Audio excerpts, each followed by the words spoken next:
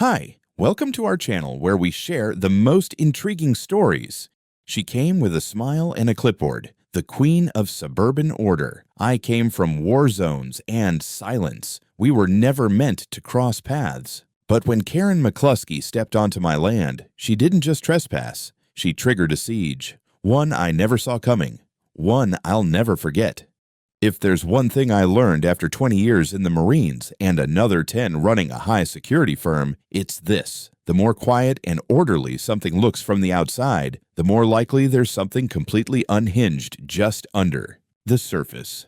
That lesson smacked me right in the face the day I met her. Karen McCluskey, president of the HOA next door. Not my HOA, mind you. I don't belong to one, never have, never will.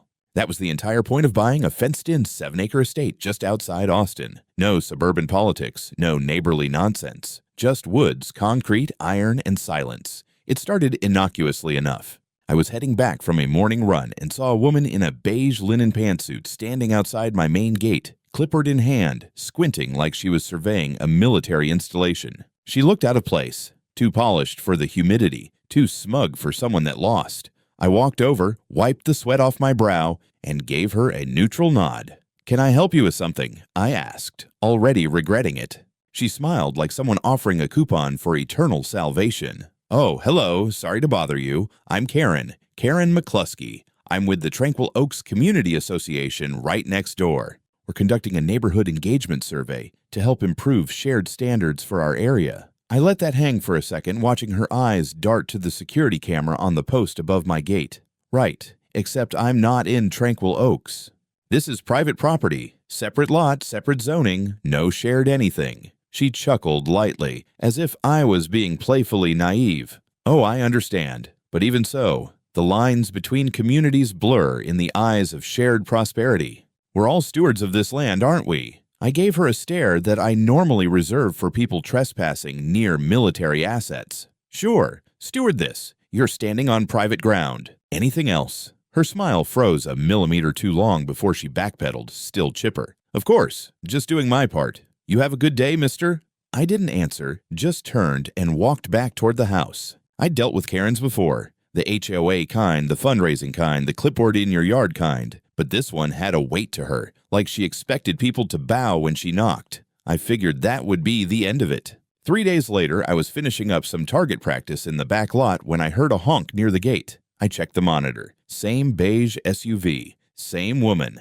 This time, she was leaning against the hood, one foot tapping like she'd been there a while. I went to the front, cautious but not concerned, and opened the gate manually. "Flat tire," she said before I could speak, gesturing to the rear wheel. Sure enough, it was sagging low. I was just driving by, and boom, right in front of your property. Couldn't believe the luck. I didn't like coincidences, especially ones involving smug HOA presidents breaking down in front of my perimeter. But I didn't get to 40 by being petty. "No problem," I said. "Pop the trunk." I got the spare on in 10 minutes. She watched the whole time, arms folded, smiling like I was her teenage son mowing the lawn for extra allowance. "You're very handy," she said as I packed up the tools. "Let me take you out for coffee as a thank you." I stood, wiped my hands on a rag. "No need, just glad you're not stranded." She laughed a little too long. "Chivalry isn't dead then. Your wife must be very lucky." I nodded once. "She is." Her smile dimmed a fraction. She climbed into the car, thanked me again, and drove off. Slowly, almost reluctantly. I watched her in the rear-view feed until her SUV was out of frame. It should have ended there. A polite refusal, a fixed tire, an awkward conversation, case closed. But some people treat boundaries like suggestions, like fences are just invitations to climb, and rings on fingers are just challenges to overcome. At the time, I didn't think more of it than a weird encounter. But looking back, that was the first knock on the door of sanity, a knock that would keep coming. I started noticing her SUV more often after that day. Beige Lexus, plates ending in KRM. Fitting, I thought. It wasn't unusual to see cars pass the property on the public road out front, but she wasn't just passing. She'd slow down every time she reached my gate. Sometimes she'd stop entirely, linger for a few seconds, then continue driving as if she'd forgotten something. Once, I caught her reversing down the road just to pass again, slow and deliberate, like she wanted to be seen but not approached. At first, I dismissed it as harmless curiosity. People get nosy around large houses, especially ones hidden behind walls. But this was something else, persistent, patterned. A couple of weeks later, it escalated. I was finishing up laps in the pool, late afternoon heat rolling in heavy and wet. My kids had just gone inside, my wife was on a call in the home office, and I thought I had the yard to myself. That's when I heard it. A soft rustle, not wind, not a bird, not a squirrel. It was movement, human movement. I froze mid-step on the pool deck, listening.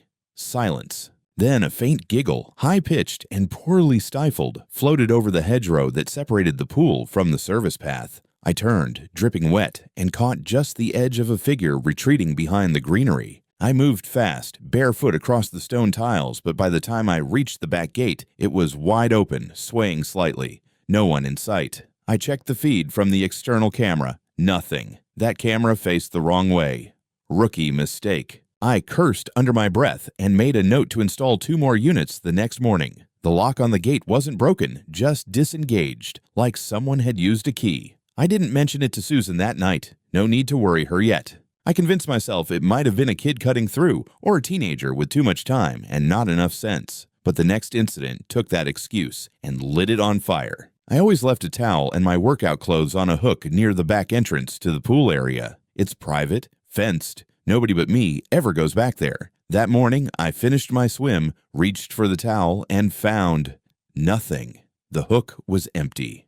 No towel, no shirt, no gym shorts, just the impression of where they had been. And, neatly placed on the ground below, a single white envelope sealed with a sticker of a cartoon heart. I didn't open it immediately. I walked back inside, locked the doors, dried off with a clean towel, and went straight to my office. I sat down, slipped on a pair of gloves from my range bag, and opened the envelope with a letter opener. Inside was a Polaroid. An actual goddamn Polaroid of me walking away from the pool, towel slung over my shoulder. Judging by the angle it had been taken from the bushes, I'd heard movement in. No note, no words, just the photo. I stared at it for a long time, not out of shock. I'd seen far worse things in my career, but because of how calm I felt, I recognized the kind of behavior this was. Not curiosity, not flirtation, obsession. That evening, I installed 4 new cameras, all motion-triggered with IR and cloud sync. I looped in Greg, one of my top guys from the company, and asked him to do a soft recon around the perimeter the next few nights. Nothing obvious. No footprints, no broken branches, no sign of tampering. But the fence alarm near the back lot tripped twice over the weekend, always between 2 and 3 in the morning. Then came the second theft. This time, it wasn't just my clothes. It was a pair of my son's swim trunks, left out to dry on the rack by the patio. They were gone. No note, no Polaroid, just gone. And in their place, someone had left a single wildflower tucked behind the chair. I looked it up later, a blue salvia, symbol of thinking of you. It was the final confirmation I needed. This wasn't random. It wasn't kids. It wasn't harmless. Someone, and I was now willing to bet heavily on who, had crossed a very dangerous line. It was a Tuesday afternoon, clear skies, high humidity, the kind that makes the air feel like it's clinging to your skin. I had just finished installing the final 2 floodlight cams near the western fence line when the chime on my phone went off. Motion alert, south service gate. I froze, opened the feed, and there she was. Clear as day. Blonde bob, linen dress, oversized sunglasses, and that same damned clipboard clutched like a holy relic. Karen McCluskey had just slipped through the rear utility gate, the one used by landscapers and pest control, the gate that required a coded keycard. I watched her on the screen, weaving through the bushes, stepping carefully around my daughter's chalk drawings on the stone path, and heading directly toward the pool area. I didn't hesitate. I walked out the back door with my boots still unlaced, heart slow and steady. This wasn't adrenaline. This was protocol. Engage, contain, diffuse. The training was hardwired. I didn't raise my voice. I didn't grab a weapon. I didn't need to. She was crouched behind a trimmed hedge, staring at the lounge chair like she was waiting for a celebrity to appear. I stepped forward and deliberately cleared my throat. She spun like a deer caught mid-theft. Her mouth opened, and for a moment I saw the flicker of panic, but it was gone as fast as it came. She straightened, smoothed her dress, and gave me a practiced smile. "Oh, Evan, you startled me." "Karen," I said evenly, "you want to explain what the hell you're doing on my property?" She looked around theatrically. "I didn't realize this was restricted. I was just following the trail. You know, the landscaping here is so peaceful. I must have wandered in." "You bypassed a locked gate and walked 100 feet through fenced private land. That's not wandering. That's trespassing." She blinked, lips twitching. "You're very formal, aren't you? So disciplined. It's impressive." I stared at her in silence. She shifted uncomfortably, then dropped the act and lowered her voice. "I'm sorry," she said softly. "I know I shouldn't have come here, but I needed to see you." A long silence settled between us like humidity before a thunderclap. She continued, "Since the day we met, I haven't been able to stop thinking about you. I know it sounds crazy, maybe it is, but there's something between us. Something real. I see the way you carry yourself, how you take care of your family, your home. You're a man of strength, stability. And I don't have that. Not anymore." I stepped back a half pace. "You're out of line." She flinched slightly but pushed forward. "Your wife doesn't understand you, Evan. I see it. I know what you need. We could be—" I raised my hand. "Stop. Right there. Don't finish that sentence." She froze. I pointed to my wedding band. "This isn't a suggestion, it's a vow. One I take seriously. You broke into my property. You've been watching me. You stole from my home. You need to leave. Now." She looked like a child caught shoplifting, furious, embarrassed, and already calculating the next excuse. "You don't have to be cruel," she said through gritted teeth. "You didn't even let me finish." "I let you finish," I said. "Now go. Before I call the police."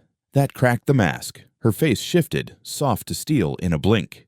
"You think I'm afraid of you? Of your little fortress out here in the woods? I'm the president of Tranquil Oaks. I know every legal inch of this land, and I can make things very uncomfortable for you." I stepped forward, close enough that she had to tilt her head up to meet my eyes. "Try." She hesitated. Then, without another word, she turned and walked back toward the gate, slipping through it like a shadow retreating at dawn. I watched the footage later that night on loop. Her posture, her smile, the way she had been standing by the chair like it was familiar, like she had done it before. I checked the camera logs. This wasn't her first visit. It was her fourth. The silence that followed didn't last. If I'd had any illusions that Karen might back off after being caught, they shattered fast. 2 days later, a thick envelope arrived in my mailbox. No return address, but the HOA logo was printed on the top corner like some bureaucratic stamp of righteousness. Inside were 4 pages stapled together, each outlining supposed violations committed on my property: non-compliant fencing, unauthorized landscaping, noise pollution from unsanctioned machinery, and the kicker, unapproved structure adjacent to water feature. Translation: my pool house, a structure that had been permitted and inspected before I even moved in. I wasn't part of their HOA. Never had been. My property predated the entire Tranquil Oaks development by almost 30 years. Legally, they had no jurisdiction over me, but that didn't stop them from trying to assert it. I scanned the documents, and at the bottom of each page, in faint print, President Karen McCluskey. I didn't laugh. I didn't get angry. I documented. Then the noise complaints started. First came a letter from the county. Anonymous reports that industrial-grade machinery was disturbing the peace. Then a voicemail from someone who refused to give their name, claiming I was ruining the neighborhood vibe with my survivalist paranoia. A week later, a man in a golf shirt and 2 white sneakers showed up claiming to be from the Tranquil Oaks Environmental Review Committee, requesting access to the property for a standards evaluation. I stood in the doorway with a mug of black coffee and stared at him until he left. Then it got personal. Susan came home from school pickup with a flat tire, not from a nail or screw, but from what the mechanic later confirmed was a deliberate sidewall slash. She'd parked at the elementary school, a place with security cams and a crossing guard. And yet, when we requested footage, it mysteriously hadn't been saved. Technical failure, the office said. The same week, my daughter came home pale and shaken. She said 2 adults had approached her near the school entrance, wearing HOA volunteer vests and asking if she knew her daddy was breaking the rules and if she wanted to talk about it. One of them had tried to take a picture with her. She ran. Thank God she ran. I've drilled situational awareness into both my kids since they were old enough to open the fridge. That night, I didn't sleep. I installed another 2 cameras, one aimed directly at the mailbox, the other above the garage with facial recognition. I updated our alarm protocols and gave Susan a panic fob that connected directly to my company's dispatch center. I reached out to our attorney, Jenna Russo, and scheduled a sit-down. Then I called Greg again and told him to increase his surveillance laps, day and night. What was becoming clear, painfully, rage-inducingly clear, was that this woman wasn't just fixated. She was escalating, manipulating systems, pulling strings through the HOA like it was her personal chessboard, and now she was targeting my family. I spent an hour sitting in the security room after everyone went to bed, watching footage from the past month. I made notes, times, routes, faces, and one by one I began to trace the pattern. Karen wasn't working alone. Some of the people on my cameras had been seen talking to her in the background of my earlier footage. Some were HOA board members. Others I recognized from HOA newsletters Greg pulled from public Facebook groups. One man was a community mediator who'd recently run for city council. This wasn't just stalking, it was a campaign, and I was going to burn it down, legally, surgically, without mercy. The letter came in a plain white envelope. No return address, the kind you'd expect to find stuffed with a menu for a pizza place or some irrelevant bulk ad. But the weight of it was wrong. Too stiff, too deliberate. Inside was a single sheet of paper, thick and textured, the kind people reserve for wedding invites or legal threats. But this wasn't either. The words were cut out from magazines, glued carefully with grotesque neatness. If you won't be mine, you lose everything. No name, no signature, just that. A single line of obsession masquerading as threat. I stared at it under the desk light, the glue bleeding faintly through the page, the serif fonts clashing like voices in an argument. I put on nitrile gloves, slipped it into a Ziploc, and locked it in a file box. I didn't need confirmation. I knew who sent it, but I wanted proof. That same night, I reviewed the security footage again. At 3:21 a.m., motion triggered the front camera. A figure in a hoodie, clearly a woman by build and gait, approached the mailbox from the road. She didn't hesitate, didn't glance around. This wasn't fear. It was ritual. She slid the letter inside and walked off. I froze the frame just before she turned. I couldn't see her face, but the hair, even under the hood, betrayed her. Long, straight, platinum blonde strands slipping loose. Karen. Greg and I met the next morning at the company office. I slid the evidence across the table. The photo still paused on the screen behind me. Jesus, he muttered. You want this elevated? Not yet, I said. First, I want her exposed. He nodded. Covert tail. No, I said. Surveillance, digital, real time. Phone records, email patterns, everything you can legally grab. He raised a brow. We crossing any lines? If we do, you stop. I want admissible. We shook on it. 2 days later, Greg came back with a lead. Karen had been renting a mailbox 2 towns over under the name K. Lansing, a fake ID tied to a P.O. box storefront we'd worked with before on other ops. Under that alias, she'd ordered a prepaid phone, a burner used to create a series of social media accounts that had been commenting on HOA forums, Nextdoor threads, even our neighborhood Facebook page, anonymously spreading rumors about me. That I was unstable, that I was hiding something, that I was ex-military and had serious PTSD issues. I'd seen these rumors. I just didn't know they all led back to her. But that wasn't even the worst of it. Greg traced one of the IP addresses from the burner accounts to a residential address. Not Karen's, but her friend's house. A woman named Cheryl Wilkins, HOA secretary. One of the same people who had signed off on the fake environmental inspection a week prior. She was the buffer, Karen's safe house, the one she used to hide her tracks when she needed cover. I gave all of it to Jenna, the lawyer. She sat with the folder for 15 minutes without saying a word, flipping slowly, expression locked in that cold reptilian calm only good attorneys can manage. When she was done, she looked at me. We'll file for a temporary restraining order this week. Civil stalking, intentional emotional distress, invasion of privacy. If you want to go criminal, I'll pass this to the DA's office. But be aware, it's going to escalate things. I didn't hesitate. Do it. All of it. That night, Susan and I sat on the patio with the perimeter lights glowing faint orange, the wind brushing across the pool water. I told her everything. Not just the letter, not just the threats, but the footage, the burner phones, the P.O. boxes, the extent of Karen's reach. She didn't cry. She just asked one question. "Are the kids safe?" I nodded. "They will be." Then I went into my office, opened my locked drawer, and pulled out a small black box. Inside was an encrypted drive. I plugged it in, ran a security sweep, and launched a tracking system I hadn't used in 3 years. Karen thought she was the one watching. Let's see how she liked being the subject. The first thing that hit me was the smell. Not foul, just wrong. Metallic, earthy, unnatural. It was coming from the far end of the yard near the back fence. I followed it, flashlight in one hand, pistol holstered but ready. Greg had flagged motion back there on the evening loop, but the footage had cut out for 7 seconds. A blackout, not a glitch, a deliberate jam. When I reached the stone planter beneath the oak, I saw it. A decomposing raccoon, jaw slack, belly distended from heat. Nothing unusual in Texas except this one had been placed carefully, propped upright on its haunches, and in its cold matted paws someone had wedged a small paper scroll. I put on gloves, unrolled it, and read, "Your walls are high." But I'm already inside. I didn't call the police. Not yet. This wasn't for them. This was for me.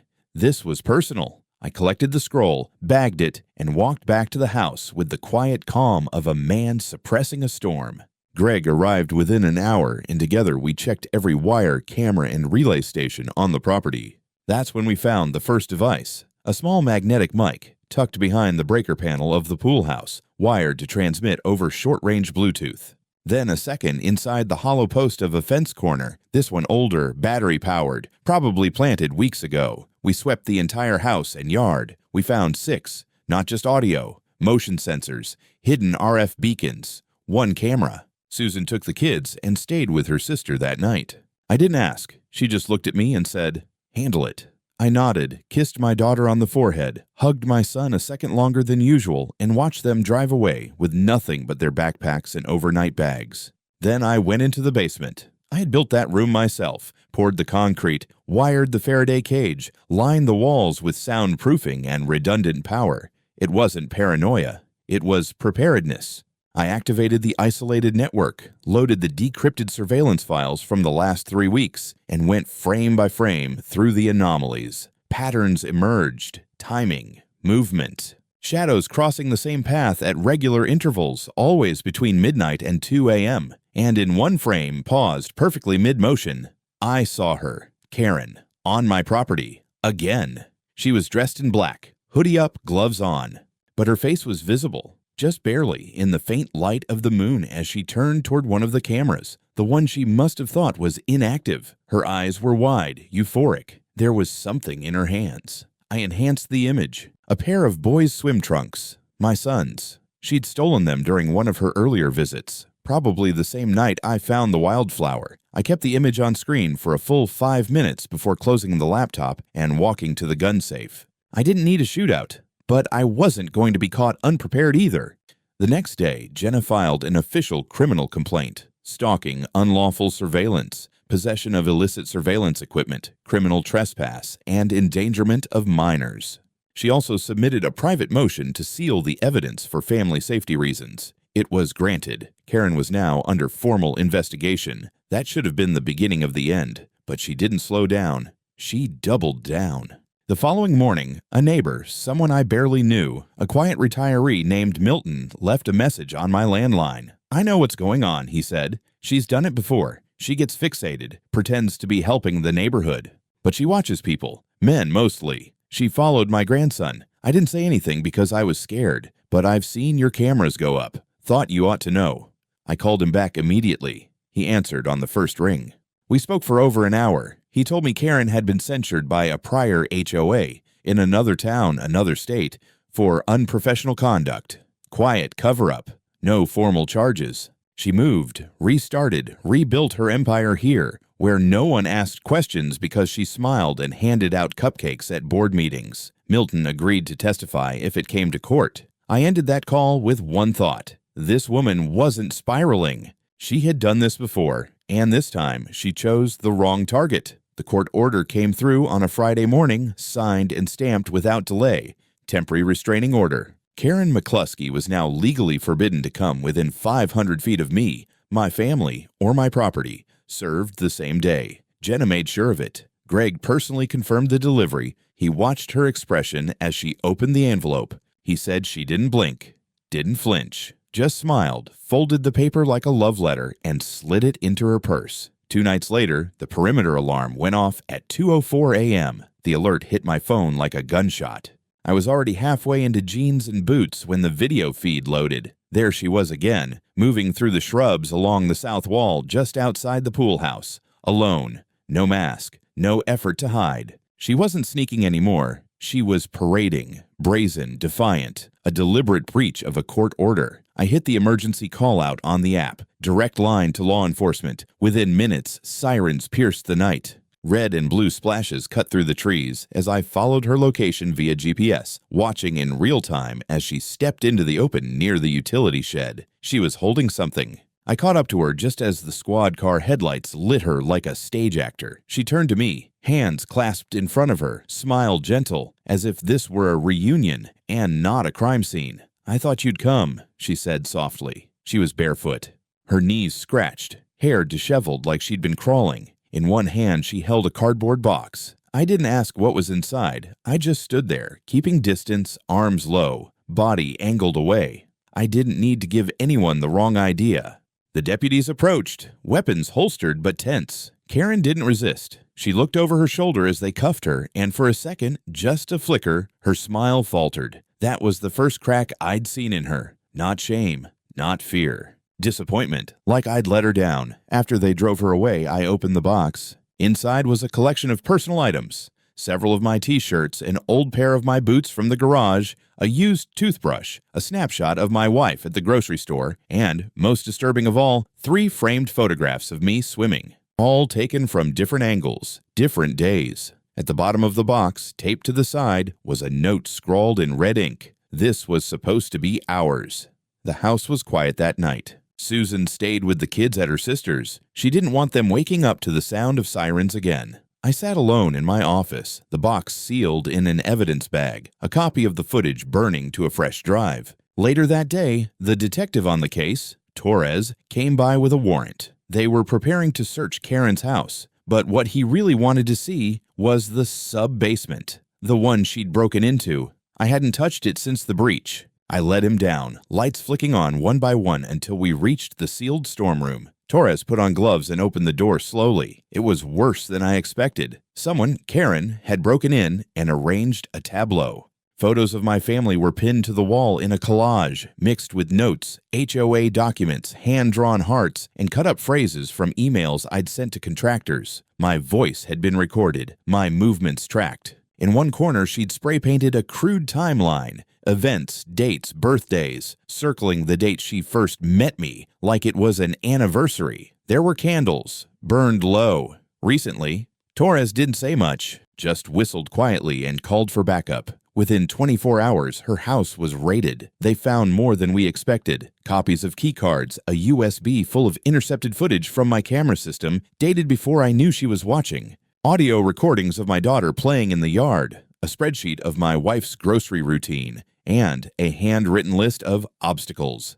Top of the list, Susan. I spent that night double-checking every lock, every window, every file. Then I sat outside with a cig resting across my knees, watching the tree line until dawn. I didn't sleep, and I didn't relax, because she'd already proven something terrifying. Fences don't stop obsession. The courtroom was colder than I expected. Not in temperature, in tone, polished marble, recycled air, the quiet hum of bureaucratic machinery keeping justice on life support. Karen sat at the defendant's table, hands folded neatly, wearing a white blazer like she'd shown up for a real estate seminar instead of a felony arraignment. Her attorney was some second-rate HOA darling with a nervous cough and too much cologne. He didn't even look at her while they waited for the judge. Jenna sat beside me, a calm force of nature in navy blue. She'd prepared a stack of binders thick enough to collapse weaker desks. Surveillance images, motion logs, device specs, digital footprints, everything we'd uncovered since that first breach. Karen had broken into my home, stalked my children, planted illegal surveillance, and compiled a grotesque archive of my family's life. And now, She had the gall to plead not guilty on all counts. When the judge asked her if she understood the charges, stalking, trespassing, unlawful surveillance, possession of stolen property, and endangerment of minors, she tilted her head sweetly and replied, "I believe this is all a misunderstanding." Rooted in emotional distress, I felt Jenna tense beside me. What followed was a series of procedural steps, motions, objections, brief rebuttals, but none of that really mattered. What mattered was the box of physical evidence Torres had submitted, the toothbrush, the photos, the USB, and that cursed cardboard shrine from my sub-basement. The courtroom clerk wore gloves to handle it. Even the judge winced when they listed the items. Then came the big reveal. Jenna submitted a motion to include testimony from HOA insiders, 2 board members who had agreed to speak anonymously, along with one very brave woman, Cheryl Wilkins, Karen's buffer, her former friend. Cheryl sat at the witness table and unfolded everything: how Karen manipulated board meetings, how she used HOA funds to pay for private surveillance, how she blackmailed 2 members into silence by threatening to reveal fabricated affairs, and how she once bragged that, "If the law won't protect me, I'll just own it." That line landed like a gunshot. Karen didn't react. She just stared at Cheryl like a statue. The judge ordered her held without bail. Outside, the reporters were already waiting. Microphones, cameras, questions. I ignored them all. This wasn't about publicity. It was about silence, safety, my family. That night, I returned home alone. Susan and the kids were still staying with her sister until the sentencing. I didn't ask them to. They just decided it was better that way for now. I sat by the pool, the one place that used to represent peace, and stared into the water. It shimmered under the perimeter lights, clean. Still, but I couldn't shake the feeling that something had been taken, something intangible. Trust in the world beyond my fence, the belief that privacy, when purchased and protected, was enough. And then the phone rang. It was Torres. His voice was tense. "We found something else," he said. "You'll want to see this." Torres met me in the back parking lot of the precinct, away from reporters and watchful eyes. He didn't speak right away, just handed me a manila folder and nodded toward the bench near the side exit. We sat in silence while I opened it. Inside were high-resolution images taken during the search of Karen's home. At first glance, nothing I hadn't already seen: the shrine, the documents, the surveillance gear. But then came a new set. Photos taken in a crawl space beneath her master bedroom, a crawl space she'd soundproofed. There was a table, a corkboard, strings pinned to satellite images of my property, sections marked in red pen, entry points, blind spots, schedules. One sheet detailed my morning routines in near military precision. 05:40, wake. 06:15, pool. 07:10, shower. 07:30, breakfast with wife. 08:05, office call. There was also a list titled Contingency A, Reset. Torres flipped the next page for me. We think this was a Plan B. It was a detailed outline for how to frame Susan, my wife, for physical abuse. Photographs doctored with fake bruises, notes about how to plant evidence in our trash bins, screenshots of posts she had drafted but never sent from fake social media accounts. One was a fabricated email chain between Susan and a lover Karen had invented, complete with suggestive subject lines and attached selfies using AI-generated composites. She had planned to leak it anonymously to tabloids, county CPS, and my private security clients. I gripped the folder so hard it creaked. "Why didn't she use it?" I asked quietly. Torres exhaled. "My guess. She didn't want to destroy you. She wanted to replace her." The final image in the folder was a forged marriage certificate. My name, her name, signed and dated 2 years prior. She had even faked the notary stamp from a dead woman in Ohio. We sat there for a long minute before I spoke again. "She gets convicted, right?" Torres nodded. "There's no way around it now. And with this, you're looking at additional federal charges: digital fraud, impersonation, wiretapping. But," he trailed off. "But what?" "She's requesting a bench trial. Wants to represent herself." That broke me. I laughed. I actually laughed. Torres didn't. "She wants to speak directly to the judge," he said, "and she's filed a motion to have you subpoenaed as a hostile witness. She wants you on the stand." I felt my throat go tight. "Let her," I said. "She wants an audience. Let her perform." The following week, I stood in a courtroom again. Karen wore navy this time, hair straightened, posture impeccable. She acted like an attorney, objected to evidence, questioned motives, and when she cross-examined me, it wasn't about law, it was about us. She asked if I remembered the moment our eyes met, if I ever regretted how cruel I was, if I thought, in another life, we could have been something unstoppable.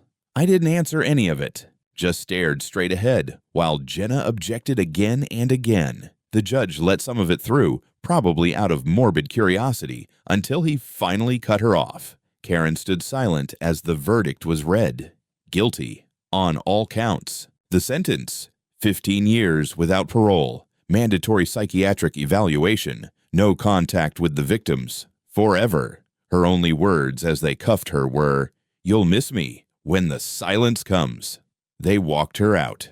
The next day, Tranquil Oaks HOA was formally investigated. Cheryl and 2 others testified in exchange for immunity. Turns out Karen had embezzled funds, coerced votes, blackmailed members. The board was dissolved. The HOA was placed under external audit. Half the neighborhood celebrated quietly. The other half denied knowing anything. Typical. Susan and the kids came home the following week. The first thing I did was finish the final stretch of the new wall, 12 feet high, steel core, motion-detecting mesh on top.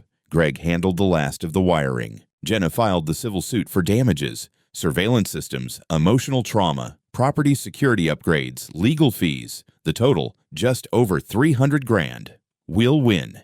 Easily. But the part that stayed with me wasn't the courtroom, or the cameras, or even the shrine. It was the way she looked at me during sentencing, not with rage or hate or even regret, with hope, like it still wasn't over. We didn't throw a party when it ended. No champagne, no posts on social media, no victory speeches.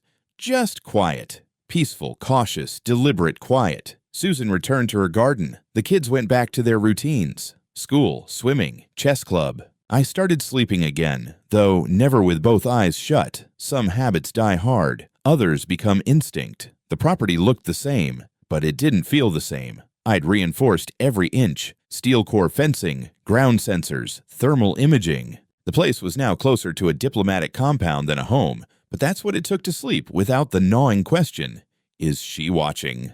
I didn't regret it. I'd built it for them, not for me. Safety isn't luxury, it's duty. A week after sentencing, I installed the last piece of the puzzle, a custom metal sign at the end of our drive.